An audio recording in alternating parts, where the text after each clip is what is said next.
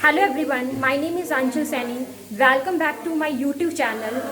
इससे last blog में मैंने आपको पार्ट नंबर 1 में आप सबको बताया था कटी बस्ती का जो प्रोसीजर हमारे पंचकर्मा में चलता है उसके बारे में।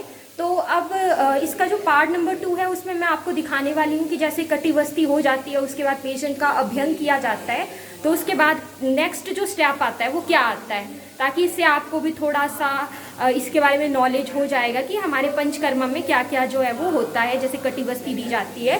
तो यहाँ पे हमारे साथ जो है वो अनुराग, ये सबसे पहले अपना इंट्रोडक्शन देंगे। लास्ट वीडियो में इनका इंट्रोडक्शन प्रॉपर नहीं हो पाया था, तो अनुराधा जी प्लीज़ अपना इंट्रोडक्शन दीजिए हमारे दर्शकों को। हेलो, मैं अनुराधा आयुर्वेदिक हॉस्पिटल पकरोला पंचकर्म से असिस्टेंट मिश्योर।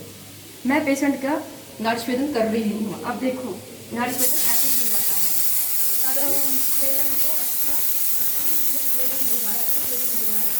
यस, तो पेशेंट का जैसे कटी बस्ती हो चुकी है उसके बाद जो है वो अच्छे से अभ्यंग होता है। उसके बाद देखिए यहाँ पे नाड़ी स्वेदन हो रहा है, यहाँ पे ये स्टीमर रखा है, स्टीम यहाँ पे तैयार हो जाती है। तो ये अनुराधा जी इनका कर रही हैं, तो आप देख सकते हैं कि स्वेदन होना चाहिए। स्वेदन अर्थात ये आप समझ सकते हैं कि जैसे हम सिंपल स्वेटिंग का ही बोलते हैं, तो मतलब वहाँ से हल्का हल्का सा तो वो हमारा स्वेदन कहलाता है। तो बोला जाता है और इसका बहुत ही अच्छा इफेक्ट होता है। पेशेंट की जो भी स्मेल होती है, उसका भी बहुत अच्छा इफेक्ट होता है। तो अब अनुराधा जी आपको बताएंगे कि दिन भर में कितने पेशेंट लगभग इससे आ जाते हैं। दिन भर हमारे पास 13-14 पेशेंट हम कर देते हैं। किसी का नाड़ी स्वेदन, किसी का कटी बस्ती, किसी ग्रीवा बस्ती, किसी की बाह्य स्वेदन, किसी का किसी की सिरोधारा, किसी की ग्रीवा बस्ती, किसी का नस्य, किसी की सिरोधारा। और ऐसे ऐसे मतलब पेशेंट है जो जिनका हम करते रहते हैं, जिसकी पीठ में दर्द हो, गले में दर्द हो, टांगों में दर्द हो, और जैसे आम बात हो, गठिया बात हो, कुछ भी हो, ऐसे ऐसी चीज़ों का हम यहाँ ठीक है अनुराधा काम जी, करते हैं। Thank you so much, thank you so much अपने व्यूज के लिए।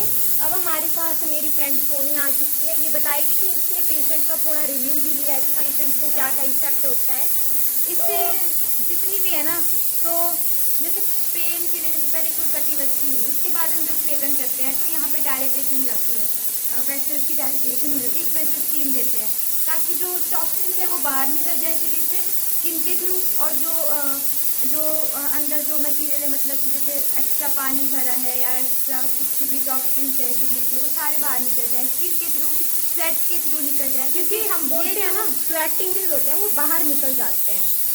जैसे ये है, जैसे ये नाड़ी जो स्वेदन हो रहा है, ये नाड़ी स्वेदन इसको बोलते हैं। देखो जैसे इसके बस ये नाड़ी स्वेदन पात्र है, ये इसकी नली है, और देखो ये आपको कभी स्ट्रेट नहीं होती है, ये नली जो होती है बिल्कुल स्ट्रेट नहीं होती है। अगर हम इसको स्ट्रेट बनाएंगे तो डायरेक्ट हीट लग सकती है, इसी वजह से पेशेंट को जलन हो सकती है। इसीलिए हम इसको, ये क्रिस क्रॉस वैसे नहीं होती है हमेशा, जैसे सांप होता है वैसे वैसी होती है।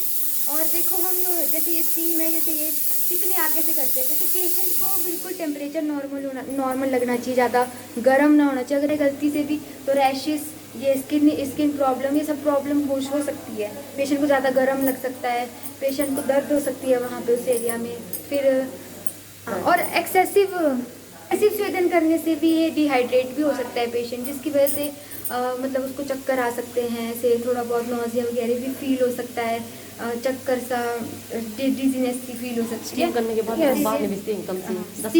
जो स्टीम जो देते हैं वो बेसिकली क्लोज वेंटिलेट सरफेस में देते हैं, जहाँ पे नहीं तो एकदम से उसको कोल्ड लग जाएगा पेशेंट को, तो फिर कोई बेनिफिट नहीं होगा इस। और इसके कम से कम 1 से 1.5 घंटे बाद जो है नहाना होता है, और बिल्कुल ठंड गर्म नहीं लगनी चाहिए, पंखा सब बंद, तभी इसका जो है बेस्ट इफेक्ट हो पाता है। तो ये आज का छोटा सा ब्लॉग था जिसमें मैंने आपको स्टीम वाला पार्ट। बाय।